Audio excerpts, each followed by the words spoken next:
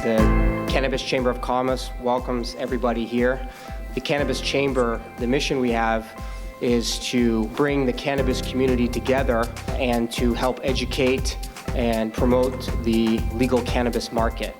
As Attorney General once upon a time, for 8 years, I ran the campaign against planting marijuana. Remember that?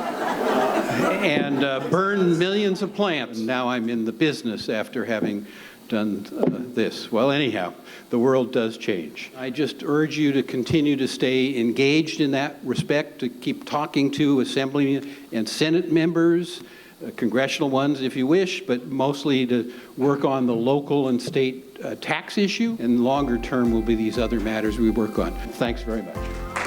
I'd like to introduce the moderator for our local politician panel, and that is Jim Fitzpatrick. All right, we're going to have some fun today. First, we're going to have a local panel, then we're going to transition to a state panel, then we're going to transition outside and throw a big old party. We have 24 booths and vendors to engage in a wonderful dialogue and have some fun. So what are you trying to accomplish? What's going on in the community? Kind of give us some of your feedback.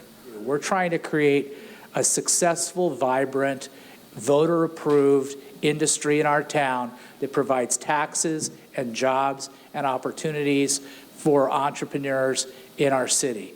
The retail side is always the trickier one because it has the nuisance impacts. That's where the residents have a little bit of, of a different view of things. They think that there's going to be loitering, crime, violence, and a lot of these other sort of stigma-related associations with the industry. So it took a while to dispel a lot of those. What we ended up with in Costa Mesa was really a three-step process. The first is something called a marijuana business permit, and that's essentially a step where we look into, is the applicant a credible applicant? We want to make sure that local government figures out what type of license they want, how many they want to have, where do those go, how do you permit them, and then how do you tax them.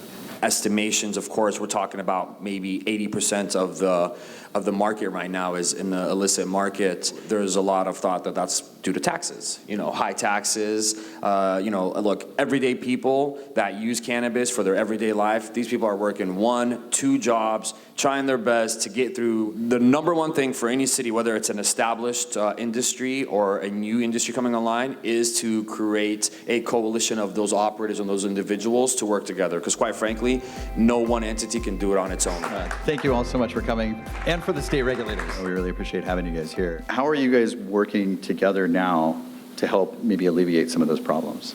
We have a duty to really only speak to the rules that we put forward. And so that creates challenges where you have operators who are looking to different state agencies for an answer, and it might be something that's maybe a little bit of both. But the advice that I would give to operators is to email us. Tax policy is a huge area of discussion in the state right now. And so the thing I want to encourage you all to do is to contact your state legislator and talk to them about any opinions that you have on taxes or the way that it affects your business. We introduced our public awareness campaign. One of those goals was to basically educate consumers why it's important to go to a licensed retailer. And then the second one was to warn illegal operators that you needed a state license, so you either get a license or get shut down. But we work very closely in partnership with Department of Fish and Wildlife, State Water Board, and local law enforcement partners for activity in the illicit market. We've started to be more strict with ensuring that inventory on site has records of where it was sourced from, what licensed source it came from, and that it has all of the appropriate tags and track and trace to ensure that licensed operators aren't supplying the unlicensed market. And you always have to educate. All of these different tools, if we're all working together, I think we do make a difference in trying to get consumers to understand why it is so important to purchase from the legal market. Okay, well, hey, everybody, please give them a round of applause. Thank you all so much. We are all part of a family here for cannabis. We're in the industry to be able to help patients get their medicine, and being able to be here tonight at this huge, lovely event. What Coral Cove is, it's the first of its kind, all-inclusive health and wellness cannabis resort. Our goal is to be able to educate people about the natural plant. The winner is Kimber Ward.